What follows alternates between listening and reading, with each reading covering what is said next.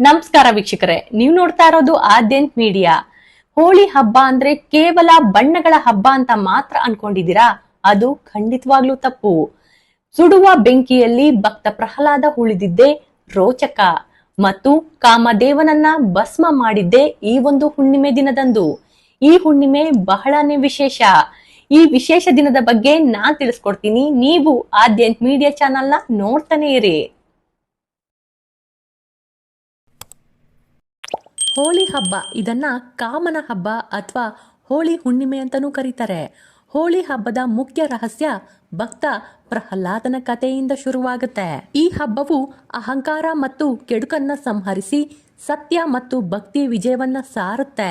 ಭಕ್ತ ಪ್ರಹ್ಲಾದನನ್ನ ಕೊಲ್ಲಲು ಪ್ರಯತ್ನಿಸಿದ ರಾಕ್ಷಸಿ ಹೋಲಿಕಾ ದಹನವಾದ ನೆನಪಿಗಾಗಿ ಹೋಲಿಕಾ ದಹನವನ್ನ ಆಚರಣೆ ಮಾಡಲಾಗ್ತಾ ಇದೆ. ಹೋಳಿ ಹಬ್ಬ ಅಂತ ಹೆಸರು ಬರಲು ಹೋಲಿಕಾ ದಹನದ ಕಥೆಯೇ ಕಾರಣ. ಹಿರಣ್ಯಕಶಿಪುವಿಗೆ ಪ್ರಹ್ಲಾದನೆಂಬ ಮಗನಿದ್ದ. ತಂದೆಯ ಮನಸ್ಸಿಗೆ ವಿರೋಧವಾಗಿ ಅವನು ಸದಾ ಹರಿನಾಮ ಸ್ಮರಣೆ ಮಾಡ್ತಾ ಇದ್ದ. ತನ್ನ ವೈರಿಯಾದ ಹರಿಯನ್ನು ಪ್ರಹ್ಲಾದನು ಸ್ಮರಿಸೋದನ್ನ ಸಹಿಸಲಾರದೆ ಅವನನ್ನ ತಿದ್ದುವ ಪ್ರಯತ್ನವನ್ನ ಮಾಡ್ತಾನೆ ಹೋದ. ಆದ್ರೆ ಮಗ ಮಾತ್ರ ಹರಿನಾಮವನ್ನ ಹೇಳ್ತಾನೆ ಇದ್ದ. ಕೊನೆಗೆ ತಂದೆ ಮಗನನ್ನೇ ಮುಗಿಸಲು ಪ್ಲಾನ್ ಮಾಡ್ದ. ಅನೇಕ ಪೂಜೆ ಪುನಸ್ಕಾರಗಳನ್ನ ಮಾಟ ಮಂತ್ರಗಳನ್ನ ಮಾಡ್ತಾ ಹೋದ. ಆದ್ರೂ ಕೂಡ ಆತನ ಪ್ರಯತ್ನ ವಿಫಲವಾಯಿತು. ಪರ್ವತದಿಂದ ತಳ್ಳಿದ, ಸರ್ಪಗಳಿಂದ ಕಚ್ಚಸಿದ, ಆನೆಗಳಿಂದ ತುಳಿಸಿದ, ಬೆಂಕಿಯಲ್ಲಿ ನೂಕಿದ, ಹೀಗೆ ಬಹಳಷ್ಟು ಪ್ರಯತ್ನವನ್ನ ಮಾಡ್ತಾ ಹೋದ. ಕೊನೆಗೆ ಹಿರಣ್ಯಕಶಿಪು ತನ್ನ ತಂಗಿ ಹೋಲಿಕಾಳ ಸಹಾಯವನ್ನ ಕೇಳ್ತಾನೆ. ಹೋಲಿಕಾಳಿಗೆ ಅಗ್ನಿಯಿಂದ ಸುಡುವಂತಹ ಒಂದು ವಿಶಿಷ್ಟ ವಸ್ತ್ರ ಅಥವಾ ವರ ಇರುತ್ತೆ. ನೀನು ಬಾಲ ಪ್ರಹ್ಲಾದನನ್ನ ತೊಡೆಯ ಮೇಲೆ ಕೂರಿಸ್ಕೊಂಡು ಮುದ್ದಾಡ್ತಾ ಇರು. ನಿನ್ನ ಮೇಲೆ ದಿಕ್ಕು ದಿಕ್ಕುಗಳಿಂದ ಕಟ್ಟಿಗೆಯ ರಾಶಿ ಹಾಕಿ ಸುಡಲಾಗುತ್ತೆ. ಆ ಮಗು ಸುಟ್ಟು ಬೂದಿಯಾದ ಮೇಲೆ ನೀನು ಬೆಂಕಿಯಿಂದ ಎದ್ದು ಬಾ ಎಂದು ಹೇಳ್ತಾನೆ. ಅಣ್ಣನ ಆಜ್ಞೆಯನ್ನ ಮೀರಲಾಗದೆ ಹೋಲಿಕಾನು ಒಪ್ಪಿಕೊಳ್ತಾಳೆ. ಆಕೆ ಅನೇಕ ಬಾರಿ ಉರಿಯುವ ಬೆಂಕಿಯಿಂದ ಎದ್ದು ಬಂದಿದ್ದಳು. ಅದೆಲ್ಲ ಅವಳಿಗೆ ತುಂಬಾ ಈಸಿಯಾಗಿತ್ತು. ಆದ್ರೆ ವಿಧಿಯ ವಿಲಾಸ ಬೇರೆಯಾಗಿತ್ತು. ಬೆಂಕಿ ಹೊತ್ತುಕೊಂಡಾಗ ಪ್ರಹ್ಲಾದನು ಸತತವಾಗಿ ಹರಿನಾಮ ಸ್ಮರಣೆ ಮಾಡ್ತಾನೆ. ಅಚ್ಚರಿಯಂತೆ ಗಾಳಿಯ ರಭಸಕ್ಕೆ ಹೋಲಿಕಾಳ ಮೈಮೇಲಿದ್ದ ರಕ್ಷಣಾ ವಸ್ತ್ರ ಹಾರಿ ಹೋಗಿ ಪ್ರಹ್ಲಾದನು ಮುಚ್ಚಿಕೊಂಡು ಬಿಡ್ತಾನೆ. ಪ್ರಹ್ಲಾದ ಬಂಗಾರದಂತೆ ಹೊಳೆಯುತ್ತಾ ಶ್ರೀಹರಿ ಎನ್ನುತ್ತಾ ಹೊರಬಂದ. ಈ ಹೋಲಿಕಾ ದಹನದ ಹುಣ್ಣಿಮೆಯೇ ಹೋಳಿ ಹುಣ್ಣಿಮೆಯಾಗಿದೆ. ಹಿಂದೂ ಪಂಚಾಂಗದ ಪ್ರಕಾರ ಈ ವರ್ಷದ ಕೊನೆಯ ಮಾಸವಾದ ಪಾಲ್ಗುಣ ಮಾಸದ ಶುದ್ಧ ಪೌರ್ಣಿಮೆಯಂದು ಈ ಹಬ್ಬವನ್ನ ಆಚರಣೆ ಮಾಡಲಾಗುತ್ತೆ. ಈ ಆಚರಣೆಯ ಅತ್ಯಂತ ಪ್ರಮುಖ ಸಂದೇಶ ಭಕ್ತ ಪ್ರಹ್ಲಾದನನ್ನ ಕೊಲ್ಲಲು ಬಂದ ರಾಕ್ಷಸಿ ತಾನೇ ಬೆಂಕಿಯಲ್ಲಿ ಸುಟ್ಟು ಭಸ್ಮಳಾದಳು. ಸತ್ಯ ಮತ್ತು ಭಕ್ತಿಯ ಮುಂದೆ ಅಧರ್ಮ ಎಂದು ಸೋಲುತ್ತದೆ ಎಂಬುದನ್ನ ಇದು ಸಾರುತ್ತೆ. ವಿಷ್ಣುವಿನ ಭಕ್ತ ಪ್ರಹ್ಲಾದನ ಅಚಲವಾದ ದೈವ ಭಕ್ತಿಯನ್ನ ಸ್ಮರಿಸುತ್ತೆ. ಎಂತಹ ಕಠಿಣ ಪರಿಸ್ಥಿತಿಯಲ್ಲೂ ಭಗವಂತ ತನ್ನ ಭಕ್ತರನ್ನ ರಕ್ಷಣೆ ಮಾಡ್ತಾನೆ ಎಂಬ ನಂಬಿಕೆ ಇದು ದೃಢಪಡಿಸುತ್ತೆ. ಹೋಳಿ ಹುಣ್ಣಿಮೆಗೆ ಸಂಬಂಧಪಟ್ಟಂತಹ ಮತ್ತೊಂದು ಮಹತ್ವದ ಕಥೆ ಇದೆ. ಪುರಾಣದಲ್ಲಿ ಉಲ್ಲೇಖ ಆಗಿರುವಂತಹ ಕಾಮದಹನ. ಸತೀದೇವಿಯ ಅಗಲಿಕೆಯ ನಂತರ ಶಿವನು ಕಠಿಣ ತಪಸ್ಸಿಗೆ ಜಾರ್ತಾನೆ. ಅದೇ ಸಮಯದಲ್ಲಿ ತಾರಕಾಸುರನೆಂಬ ರಾಕ್ಷಸ ರಾಜ ಬ್ರಹ್ಮನ ವರಬಲದಿಂದ ಸೊಕ್ಕಿನಿಂದ ಲೋಕದಲ್ಲಿ ಮೆರಿತಾ ಇದ್ದ. ಆತನ ಕಾಟವನ್ನ ತಾಳಲಾರದೆ ಅವನ ಸಂಹಾರಕ್ಕೆ ದೇವತೆಗಳು ಉಪಾಯವನ್ನ ಮಾಡ್ತಾರೆ. ಭೋಗ ಸಮಾಧಿಯಲ್ಲಿದ್ದ ಶಿವ ಪಾರ್ವತಿಯ ಜೊತೆ ಸಮಾಗಮ ಹೊಂದಲು ಸಾಧ್ಯ ಆಗಿರ್ಲಿಲ್ಲ.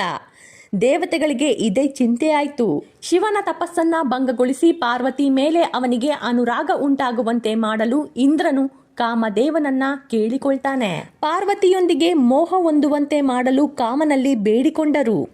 ಕಾಮದೇವ ಅಂದ್ರೆ ಮನ್ಮಥ ಮತ್ತು ಅವನ ಪತ್ನಿ ರತಿದೇವಿ ಈ ಸತ್ಕಾರಕ್ಕೆ ಒಪ್ಪಿಕೊಂಡರು. ಭೋಗ ಸಮಾಧಿಯಲ್ಲಿದ್ದಂತಹ ಶಿವನಿಗೆ ಹೂ ಬಾಣಗಳಿಂದ ಹೊಡೆದು ಸಮಾಧಿಯಿಂದ ಎಚ್ಚರಗೊಳಿಸಿದನು. ಇದರಿಂದ ಕೋಪಿತಗೊಂಡಂತಹ ಶಿವನು ತನ್ನ ಮೂರನೇ ಕಣ್ಣಿಂದ ಕಾಮನನ್ನ ಸುಟ್ಟು ಭಸ್ಮ ಮಾಡಿದ. ಬಾಣ ತಗುಲಿದ ತಕ್ಷಣ ಶಿವನು ಧ್ಯಾನ ಭಂಗವಾಗಿ ಅವನಿಗೆ ಪಾರ್ವತಿ ಮೇಲೆ ಒಲವು ಮೂಡುತ್ತೆ. ಆದ್ರೆ ತನ್ನ ಧ್ಯಾನಕ್ಕೆ ಅಡ್ಡಿಪಡಿಸಿದ ಕಾರಣಕ್ಕಾಗಿ ಶಿವನು ತೀವ್ರ ಕೋಪ ಮಾಡಿಕೊಳ್ತಾನೆ.